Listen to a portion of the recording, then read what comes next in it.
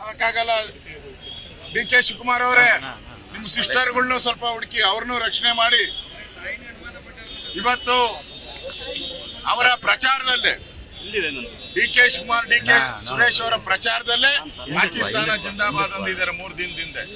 ಏನು ಇಲ್ಲ, ಇವರು ಒಂದು ರೀತಿ ದೇಶವನ್ನ ಇಬ್ಬಾಗ ಮಾಡಕ್ಕೆ ಹೊರಟಿರುವಂತ ಕಾಂಗ್ರೆಸ್ ನಾಯಕರುಗಳು. ಇವತ್ತು ಈ ನೇಹಾ ಅವರ ಕೊಲೆ ಇವತ್ತು ನಿಜಕ್ಕೂ ಕಾಂಗ್ರೆಸ್ ಪಾರ್ಟಿಗೆ ನಾಚಿಕೆ, ಮಾನ, ಮರ್ಯಾದೆ ಏನು ಇಲ್ಲ. ಇವತ್ತು ಅವರಿಗೆ ರಾಜಾರೋಷವಾಗಿ ಓಡಾಡ್ತಾ ಇದ್ದಾರೆ.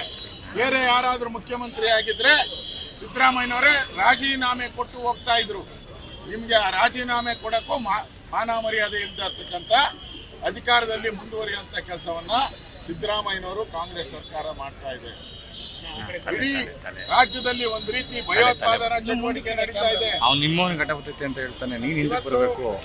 ಹುಬ್ಬಳ್ಳಿಯಲ್ಲಿ ನಡೆದಂತ ಘಟನೆ ಇರ್ಬೋದು, ಆ ಘಟನೆಗೆ ಅವರ ತಾಯಿ ಹೇಳಿದ್ದಾರೆ, ಅವರ ತಂದೆ ಹೇಳಿದ್ದಾರೆ, ನೀವು ಹಿಂಗೆ ಈ ಮುಸಲ್ಮಾನರನ್ನ ಓಲೈಕೆ ಮಾಡ್ತಾ ಇದ್ರೆ ನಾನು ಆತ್ಮಹತ್ಯೆ ಮಾಡ್ಕೊಂತೀನಿ ಅಂತ ಹೇಳಿದ್ದಾರೆ.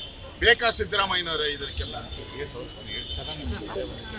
ಇವತ್ತು ಈ ನಾಡಿನ ಹೆಣ್ಣು ಮಕ್ಕಳಿಗೆ ಇಲ್ಲಿ ರಕ್ಷಣೆನೇ ಇಲ್ಲ.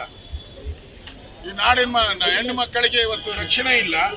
ಇವತ್ತು ಕಾಂಗ್ರೆಸ್ ಒಂದು ರೀತಿ ನಕ್ಸಲರನ್ನ ಬೆಂಬಲ ಮಾಡುವಂಥದ್ದು, ಭಯೋತ್ಪಾದಕರನ್ನ ಬೆಂಬಲ ಮಾಡೋದು, ವೋಟ್ಗೋಸ್ಕರ ಏನ್ ಬೇಕಾದ್ರೂ ಮಾಡ್ತೀನಿ ಅಂತ ಹೇಳಿದ್ದಾರೆ.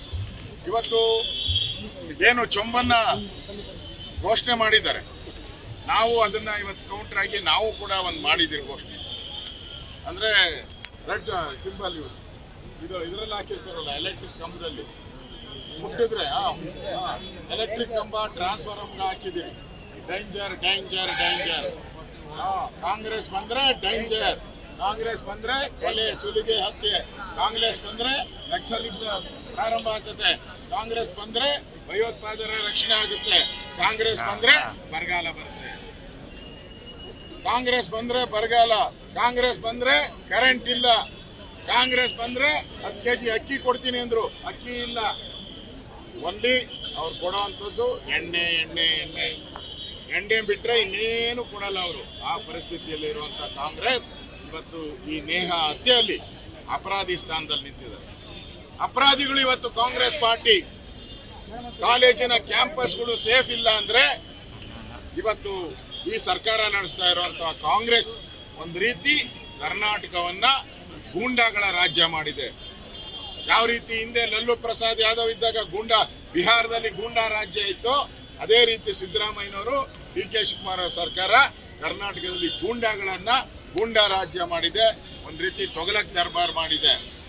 ತಾಲಿಬಾನ್ ಸರ್ಕಾರ ಇದು. ಕರ್ನಾಟಕದಲ್ಲಿರುವಂತದ್ದು ತಾಲಿಬಾನ್ ಸರ್ಕಾರ. ನೀವೇನ್ ಬೇಕಾದ್ರೂ ಮಾಡಿ ನಿಮ್ಮನ್ನ ರಕ್ಷಣೆ ಮಾಡ್ತೀನಿ ಅಂತ ಹೇಳಿದ್ದಾರೆ.